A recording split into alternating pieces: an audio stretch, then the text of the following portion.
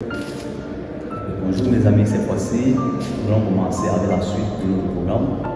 On va entamer aujourd'hui la déformation des poutres isostatiques. Comment déterminer les déplacements, les rotations pour les types de poutres isostatiques. Donc cette fois-ci, nous allons utiliser par exemple la méthode d'intégration en ligne élastique, la méthode des déplacements, la méthode énergétique et la méthode de paramètres minutieux.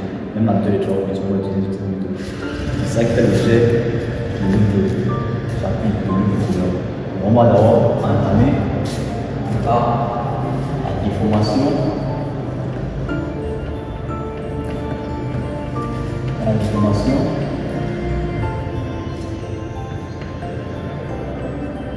La déformation des poutres isostatiques. Par la façon de faire isostatiques. Donc, pour commencer, on définit ce que c'est la déformation, ce que c'est la rotation, le déplacement. On va prendre un exemple de poutre. On va commencer par la méthode d'intégration. La méthode d'intégration de la ligne élastique. Ok. La méthode d'intégration, on va considérer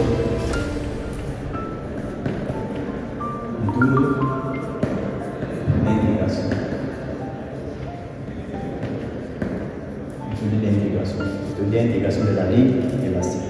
Donc ici, le but de cette méthode est de trouver l'expression du moment fléchissant.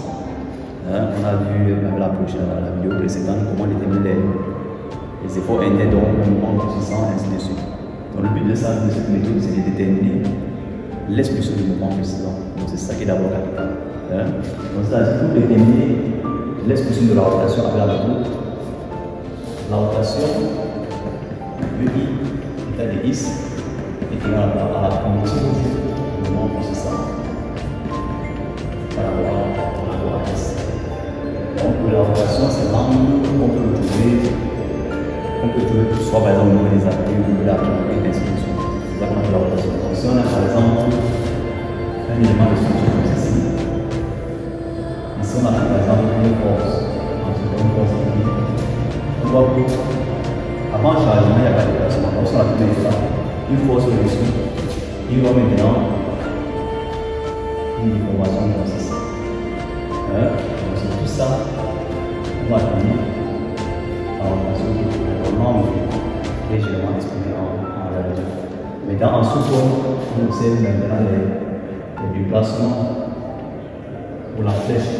Donc, on voit que le déplacement le déplacement comme la distance qui sépare par exemple la structure à l'état avant chargement et à l'état après chargement. Donc c'est ça qu'on va appeler l'rotation.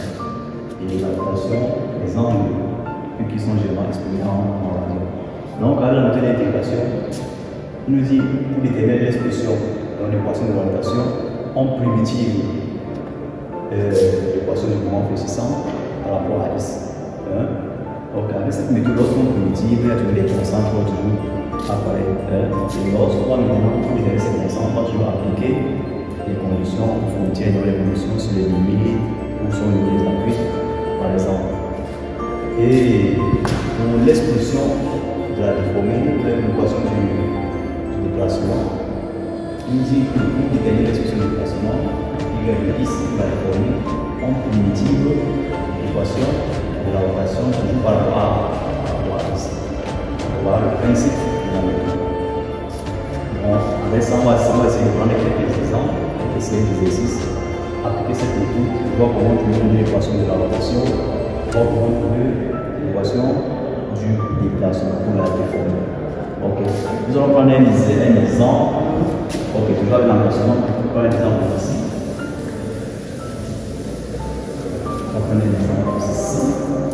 Ok, donc quelque chose que je vais d'abord montrer. Il faut maintenant, en fait, à la méthode ici, il faut connaître les rôles de chaque appui, comment tel appui fonctionne, comment tel appui fonctionne. C'est comme dans le cas de l'appui simple, c'est pas le cas de l'appui simple. Le cas de l'appui simple, on voit qu'avec l'appui simple, l'appui simple, bloc de déplacement vertical. C'est-à-dire, je dis que le déplacement vertical est égal à 0. Avec la plus simple, ça empêche le déplacement vertical en ce corps. Donc ça fait ça, c'est que la poule c'est déforme en ce corps. Et maintenant, on va pouvoir avec la rotation est plus différente du zéro. Parce que la rotation, ce qui empêche la rotation, c'est la présence d'un mouvement. C'est ça, ce qui bloque la rotation, c'est la présence d'un mouvement. On voit qu'avec la plus simple, il n'y a pas de mouvement. C'est-à-dire le mouvement est libre. Donc avec la rotation doit exister dans ce corps. Dans ce plan, maintenant, le cas du déplacement horizontal. Le déplacement horizontal est toujours différent du zéro. Parce qu'il n'y a aucune force dans cette direction, dans la direction horizontale, qui bloque ce déplacement. C'est-à-dire, ici, ce qui va empêcher le déplacement horizontal ici, c'est la présence d'une force horizontale. Mais en ce moment, il n'y a pas de force horizontale. La raison pour laquelle le déplacement horizontal est aussi zéro. Il faut bien comprendre ça. C'est là aussi ça très capital pour cette méthode. Maintenant, si on regarde le cas de l'articulation, l'articulation comme ceci, on voit qu'avec l'articulation, en ce point toujours, là c'est le point A, comme d'habitude. En ce point, l'articulation bloque la direction sur la sensibilité, bloque le déplacement vertical. On voit que le déplacement vertical est égal à 0. Parce qu'il y a la présence d'une force sur la direction verticale. Maintenant, sur la direction horizontale, le déplacement horizontal est toujours égal à 0. Parce qu'il y a la présence sur la direction horizontale, on a une force qui empêche le déplacement. Maintenant, la rotation est différente du 0. On a dit ce qui empêche la rotation, c'est la présence d'un mouvement. On voit qu'avec la pousse, il y a la présence d'un mouvement qui pourra bloquer cette rotation. Donc la rotation sera différente du 0. Et là, si on prend le cas de l'emplacement, le cas de l'emplacement comme ceci, et pas le cas de l'emplacement. Avec l'emplacement, on voit quoi? Le déplacement vertical est égal à 0. C'est la présence d'une force sur la direction verticale. Et le déplacement horizontal est aussi égal à 0. Il y a une force horizontale qui empêche le déplacement. Donc, qui empêche la circulation se déplace sur la direction horizontale. C'est égal à 0. Et la rotation θ est aussi égale à 0. Parce que, en ce point, on voit maintenant la présence d'un mouvement. Ce mouvement qui va empêcher la rotation. Donc, la rotation est maintenant 0. Donc, c'est très capital pour cette méthode. Pour bien comprendre la méthode, il faut comprendre les notions de la méthode. Comment la poudre se comporte, la déformation se comporte dans chaque type d'angle. Donc, je vais prendre un cas d'exemple, je vais prendre une bloc comme ceci. Une poudre enlacée en ce point A, dit au point B, de longueur F. On applique par exemple une force F en ce point. Ça, on applique une force F. Maintenant, ici, on va essayer de voir comment déterminer l'équation de la rotation, l'équation de la déformation. C'est ça, non? Ok, si on prend par exemple, on détermine l'équation de la rotation, on d'abord, on trouve l'équation de la rotation. Ici, on a vu que la rotation est à θ de 10, EI θ de 10 égale à la primitive M de 10 par rapport à 10. On détermine l'expression du mouvement, c'est ça. Donc, pour vous déterminer l'expression du mouvement, vous trouver les combinaisons à la fois au point. Donc, si nous utilisons par exemple la version en ligne ici, la version en lisse, le point A, une force de longueur donc ici on voit que par cela c'est visible sur la place statique et le A égale à soit là c'est une position sur le point A ça fait 0 M A positif maintenant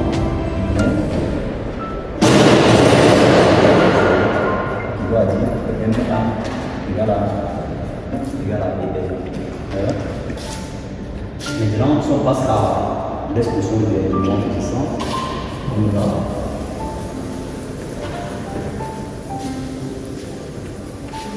On a M10 qui va chercher la forme. M10 c'est égal à M10 c'est égal à je vais plus le R à fois son valeur, c'est la ici sur la forme, je vais plus le jeu. Non. En fait, je vais plus je M A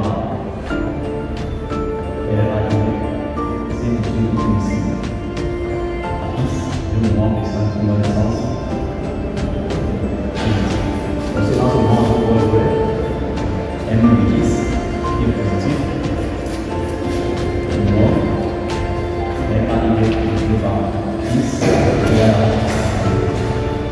M10 égale à 9, ça va se voir et ça va se voir. Non, il y a système A égale à 0, il y a non, X plus ok. Donc, si je vais aller sur cette relation, c'est la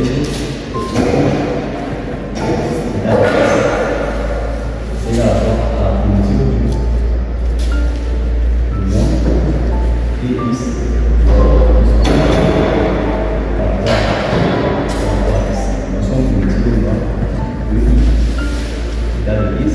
C'est égal à quoi?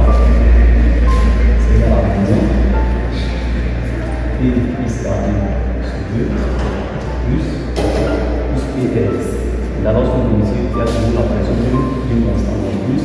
La constante qu'on peut atteindre, c'est on va dire la pression avec la solution sur les niveaux de pression. Maintenant, on peut l'expression de la déforme. On peut voir la déforme 1 égale à 10, la primitive de là, 10 par rapport à ça. Nous sommes primitifs il est 10 pour là, sont primitifs ici, non, 10 plus 6 plus, et 10, là, c'est un plus, plus une nouvelle personne pour voir ok. Maintenant, pour que ça soit complexe, de la valeur C, la valeur C. Donc, pour cette constante, nous allons pouvoir appliquer les conditions de l'utilisation. Ok. Donc, ici, on a appliqué un appui en place. Donc, on peut poser par exemple au niveau de la rotation pour créer C1 parce que aussi, par l'équation de rotation, il cherche une forme de rotation économique. Donc, au point à la rotation des communications. Donc, c'est au point A, on a la présence de l'emplacement qui empêche la rotation au point A. C'est-à-dire, état de 0 sur 0 sur point A. État de 0 égale à 0. On fait à 0 sur la présence de l'emplacement qui empêche la rotation. Donc, on va dire que c'est égal à 0. Donc, on remplace. On va. Non.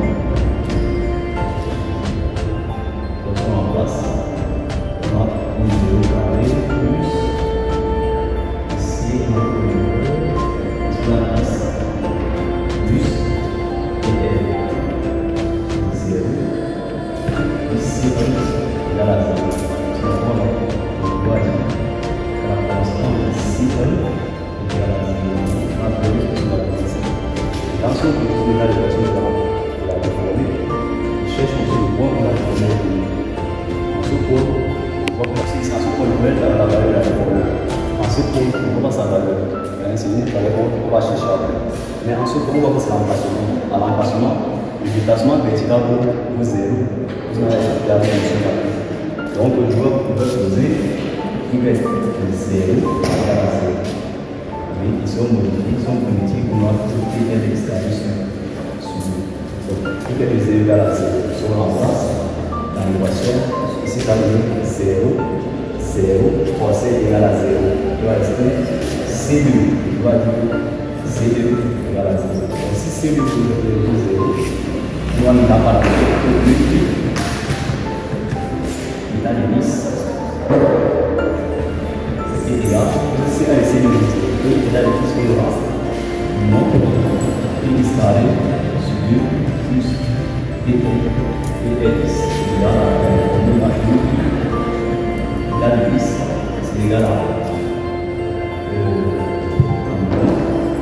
P is between 6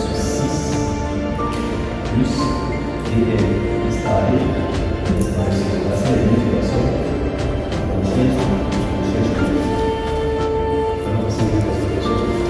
Maintenant, on peut trouver l'expression de la relation entre un école et aussi la formule par exemple, il est trouvé la formule au point P, qui a N, le déplacement au point P. Je remplace. Par exemple, si je cherche la relation au point B, n'importe quelle distance, il n'y a pas d'endroit. Si je veux la relation au point B, on verra. Le cas de Q, c'est égal à Q, on verra. Moins et N plus et N appelle le tout. Et N plus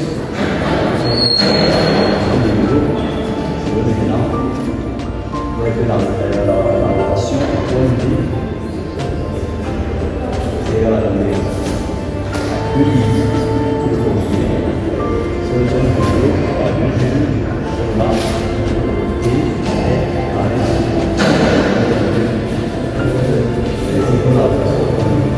la seconde est la déplacement avec la équation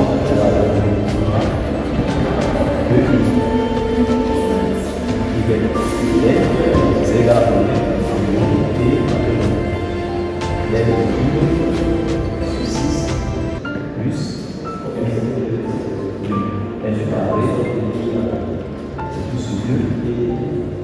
ça me donne P, L sur 6 plus P, L plus sur 2. Là, je me trouve à 3. Par 3, la 2, PL plus sur 6 égale à P, L et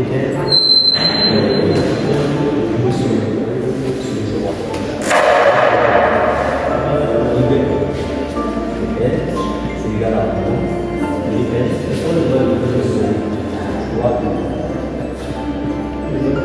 Voici l'expression de la zone verticale en fonction de B. B est voici comment